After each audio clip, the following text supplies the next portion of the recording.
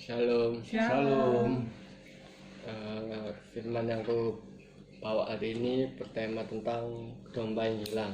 Mari kita buka kitab Matius pasal 18 ayat 12 sampai 20. Ya, kita tuh pasti pernah merasa kehilangan ya. Baik itu barang atau juga orang yang kita kenal, pasti kita pernah merasakan kehilangan. Alangkah senangnya ketika kita ini mencari kembali apa yang kita miliki itu hilang. Misal kayak barang Michael hilang, misal gambarnya lah hilang, pasti Michael terus akan mencari terus kan sampai ketemu, dan jika ketemu pasti akan merasa senang sekali, akan merasa bahagia. Demikian juga yang diajarkan Yesus kepada murid-muridnya saat menjadi gembala. Ia mengumpamakan tentang domba yang hilang dan ditemukan kembali pemiliknya. Jika seorang gembala memiliki 100 domba dan saat itu ada 1 domba yang hilang, pasti gembala itu akan mencari 1 domba yang hilang tersebut, dan yang 99 itu dibiarkan ditaruh di mana, dan gembala mencari 1 domba yang hilang tersebut. Dan ketika 1 domba hilang tersebut yang tersesat hilang ditemukan, maka gembala tersebut akan merasakan kesenangan yang lebih besar dibandingkan saat dia menggembalakan 99 domba yang tidak tersesat. Disitulah Tuhan Yesus menekan poin penting tentang perumpamaan domba yang hilang. Pemilik domba akan lebih bahagia jika menjumpai seekor domba yang tersesat dan hilang. Kita bisa mendapatkan pelajaran yang sangat berharga dari perumpamaan tentang domba yang hilang ini, karena begitu besar kasih Allah kepada anak-anaknya, sehingga Tuhan Yesus itu nggak ingin seorang dari anak-anaknya kita ini tersesat, hilang dari jalannya Tuhan Yesus gitu. Khotbah hari ini ya, intinya itu kita harus saling menegur. Kalau ada orang yang tersesat dari jalannya Tuhan, yang sudah mulai lupa Tuhan, kita harus ingetin dia. Kalaupun nggak bisa diingetin, yaitu ayat tadi 15 atau 17, kita pakai 4 mata, terus kalau nggak mau lagi bawa 2 atau 3 orang lagi. Kalau masih nggak mau diingetin juga, ya tangkap aja dia itu sudah nggak mengenal Tuhan. Shalom. Shalom. Ya, ini sedikit kritik untuk Noah. Jangan plagiator. Ya, plagiator itu menciplak semuanya. Kita boleh membaca sumber A, B, C, tapi kita harus menyarikan. Jadi dari nats yang kau baca tadi, apa yang Tuhan taruh dalam hatimu, bukan apa yang Tuhan taruh dalam hati orang untuk kamu, enggak. Tuhan itu berbicara pribadi kepada pribadi. Jadi dari nats tadi itu, apa yang Tuhan kasih kepadamu dan apa yang kau dapatkan dari nats itu. Dalam Matius 18 ayat 12 sampai dengan 14. Di sini digambarkan atau diumpamakan tentang seekor domba yang hilang. Betul? Gembala ini punya berapa domba? 1 hilang toh? Pertanyaannya, kenapa domba itu hilang? Lari dari kawanan. Betul, bukan dicuri ya? Bukan. Lari dari kawanan. Domba itu binatang yang ada dalam kawanan. Nangkep maksudnya? Beda dengan singa, beda dengan harimau. Dia itu bisa sendiri. Tapi domba itu binatang yang ada dalam kawanan.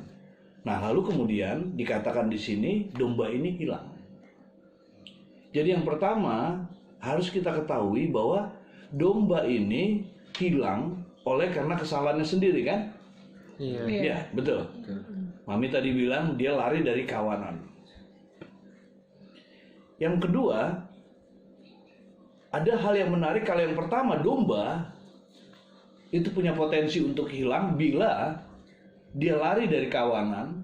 Makanya jangan pernah kita lari dari kawanan sama orang percaya. Amin. Kalau kita lari, maka kita punya potensi untuk hilang. Dan yang kedua, menarik di sini dikatakan bahwa gembala mencari domba tersebut. Kalau hitung-hitungan matematika atau hitung-hitungan secara ekonomis, kira-kira yang dilakukan gembala ini baik atau tidak? Menguntungkan atau tidak? Kalau dari sisi ekonomi. Enggak. Ya, karena masih ada 99 domba kan? Ngapain yang satu dicari? Jangan-jangan waktu si gembala nyari satu domba, ada maling ngambil 99 dombanya. Rugi dia kan? Apa yang ditekankan di sini? Tentang gembala berupaya dengan sepenuh hati mencari dombanya itu. Itu artinya apa? Tuhan tidak ingin kita domba-dombanya hilang. Tapi Papi mau melihat dari sisi lain lah. Coba kita buka Matius pasal 10 ayat yang ke-16. Mundur. Sudah mendapatkan? Iya. Ya. Lihat, aku, siapa aku ini? Tuhan Yesus. Kata lihat itu berupa perhatikan, cermati. Apa yang harus kita cermati? Aku, Yesus mengutus kamu. Kamu ini adalah domba-dombanya. Kamu ini adalah para pengikutnya. Diutus para pengikutnya oleh Yesus seperti digambarkan domba ke tengah-tengah serigala. Sebab itu hendaklah kamu cerdik seperti ular dan tulus seperti merpati. Coba kita sharing dulu di sini. Kenapa Tuhan Yesus mengutus dombanya ke kawanan serigala? Terkesannya kan, wah, domba gitu loh. Domba kan makhluk yang lemah. Betul ya, makanya ada gembala domba, ada gembala sapi. Nggak ada gembala harimau. Yang udah ada, kalau ada gembala harimau, harimaunya dimakan. Gembala dimakan sama harimau. Kenapa Tuhan Yesus mengutus dombanya di kalangan atau di kawanan serigala? Ada yang mau sharing? Berani tampil beda. Karena ini supaya kayak berani tampil beda. Kalau domba di kawanan domba itu kayak biasa aja, tapi kalau domba di tengah kawanan serigala itu kan kayak beda gitu loh. Kesannya berani tampil beda. Jadi oke. Yang lain? Oke. Kenapa Tuhan Yesus mengutus dombanya di kawanan serigala? Kalau aku sih, domba itu kan kayak hewan yang baik kan. Diutus ke tengah-tengah serigala itu ibaratnya kayak orang-orang jahat gitu, orang-orang yang nggak kenal. Nah itu diutus ke tengah-tengah serigala itu ya biar kita tuh ngajak itu, domba itu ngajak serigala kayak untuk berubah gitu. Ibaratnya kayak gitu. Menjadi saksi di situ ya, atau menjadi terang di situ ya. Bagus juga. Yang lain? Jadi berkat. Untuk jadi berkat. Hampir sama dengan Noah tadi. Iya. Iya. Jadi kalau Michael tadi bilang, kenapa Tuhan Yesus mengutus dombanya di tengah-tengah serigala? Michael bilang, untuk berani tampil beda. Iya dong. Kita perlu ya, berbeda menunjukkan kepada orang lain bahwa kita adalah domba-dombanya Allah. Yang lainnya, orang-orang berlaku seperti binatang buas, kita seperti domba yang baik. Noah tadi bilang diutus supaya kita bisa menjadi terang di tengah-tengah kawanan serigala yang gelap, yang jahat. Oke. Ya, tapi jangan lupa di situ ada ungkapan, lihat aku mengutus kamu seperti domba di tengah-tengah serigala. Sebab itu, ini dia alasannya. Karena memang Tuhan mengutus domba-dombanya di tengah-tengah serigala, maka kita diperintahkan cerdik seperti ular dan tulus seperti ular dan merpati. Ini dua binatang yang berbeda, kontras. Ular identik dengan binatang yang jahat, sementara merpati identik dengan binatang yang tulus dan setia. Tapi menarik di sini waktu mencermati, ular itu adalah binatang yang bisa dibilang dagingnya lemah. dia tidak punya tanduk, dia tidak punya kaki, dia tidak punya sayap untuk terbang. Tapi menariknya, ular ini binatang yang cerdik. Dia tahu kapan hantam musuhnya. Dan dia juga binatang yang gampang untuk mencari tempat di mana dia bernaung. Jadi yang ditekankan di sini, ular itu jadi cerdik seperti ular, karena ular itu tidak mudah dikalahkan. Walaupun mungkin dia tidak punya senjata, dia nggak punya tanduk, dia nggak punya kaki, dia nggak punya tangan, dia nggak punya sayap. Tapi dia punya kemampuan untuk mematikan musuh. Dan kalau musuhnya sudah digigit sama dia, nggak waktu lama, pasti musuhnya akan mati. Terus digambarkan seperti merpati. Merpati itu adalah binatang yang sering digambarkan sebagai lambang perdamaian. Bulunya yang putih sering digambarkan dengan ketulusan. Dan merpati itu adalah lambang daripada Roh Kudus. Dengan begitu maka Tuhan Yesus ingatkan kita, aku utus kau di tengah-tengah serigala. Jangan kamu takut. Kalau Tuhan sudah mengutus, itu artinya Tuhan pasti akan menolong kita, kan? Betul nggak?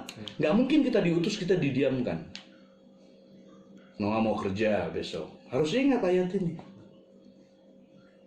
Bisa jadi mungkin tempat pekerjaanmu itu seperti kawanan serigala.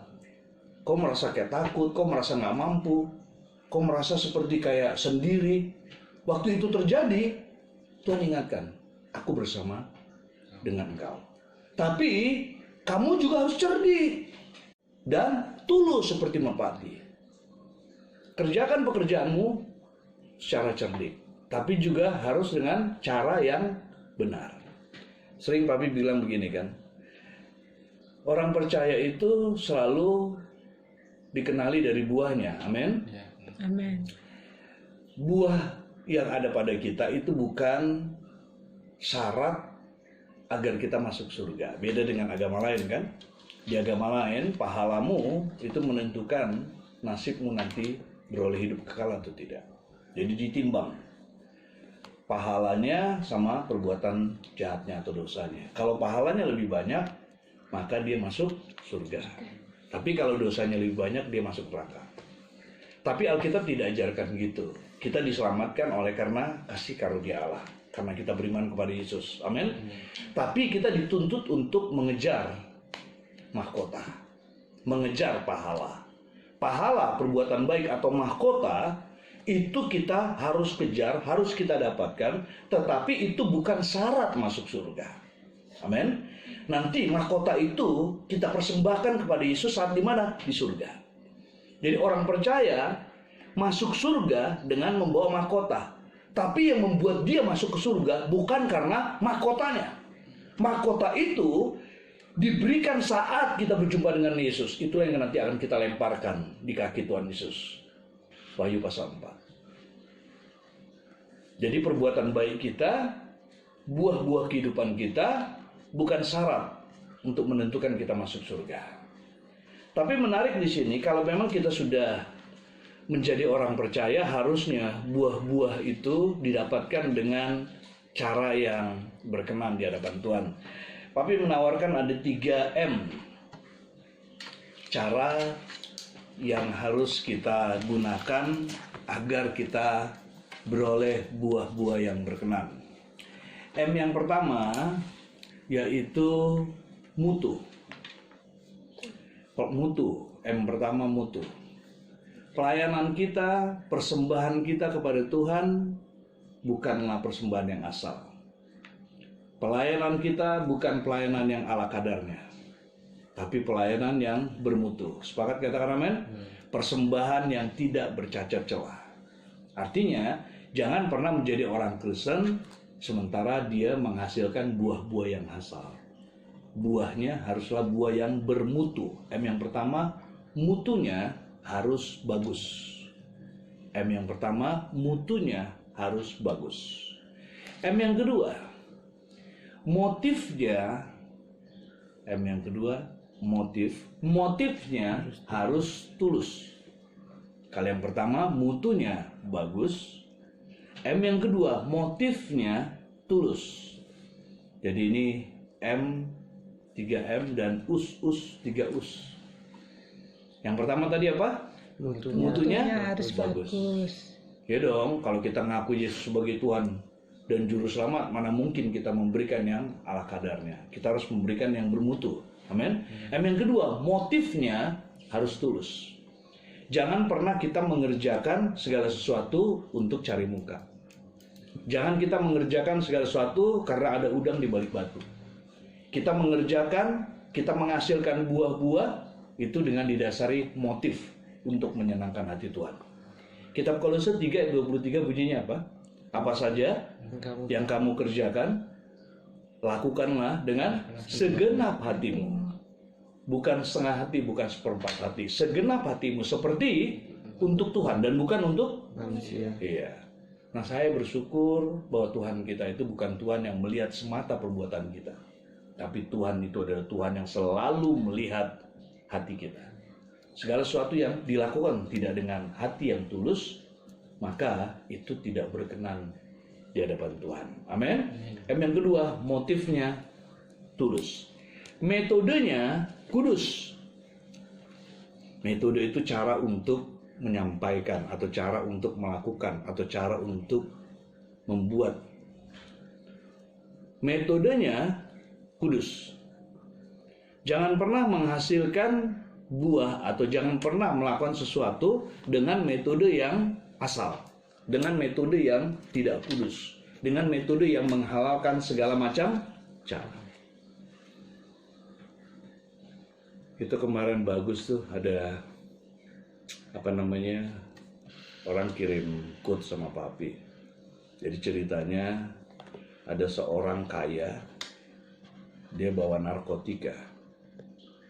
Dia naik kapal, lalu kemudian dia bilang sama kaptennya, saya akan kasih uang kepada kamu 10 juta dolar US asal kamu mau membelokkan kapal ini, saya nanti turun ke sana. Lalu kapten kapalnya atau nahodanya bilang, oh saya tidak mau. Oke lah, saya akan kasih kamu 100 juta dolar US asal kamu mau mengantarkan saya ke sana, turunkan saya di sana. Kembali kapten itu atau nahoda kapal itu berkata tidak mau. Lalu kemudian dibilang lagi, baiklah kalau kamu tidak mau 100 juta, saya tambah lagi 1000 juta. Kalau 100 juta, 1000 juta berarti 1 triliun. 1 miliar. 1 triliun. Oh, banyak sekali. Banyak juta miliar dulu. Hah? 1000 juta. 1000 juta, 1 triliun toh. Nah, lalu kemudian nahoda kapal itu bilang, Tuhan, jangan naikkan lagi harga. Silakan kamu keluar. Dia tolak. Kenapa dia menolak? Kita ini punya kecenderungan untuk manipulasi. Apalagi kalau seandainya tawarannya sungguh menggiurkan. Dulu pebulu tangkis Indonesia Taufik Hidayat, pernah tahu orang ini? Dia adalah pebulu tangkis yang pernah mendapatkan juara atau emas Olimpiade. Pernah dia didatangin oleh seorang pejudi. Dia berjudi. Dia bilang, kalau kamu mau kalah, kamu akan saya kasih 2 kali lipat dari honor yang kamu terima. Jadi kalau menang juara 1 misalnya honornya 100 juta, kalau 2 kali lipat jadi berapa dong? 200 juta. Taufik Hidayat nggak mau.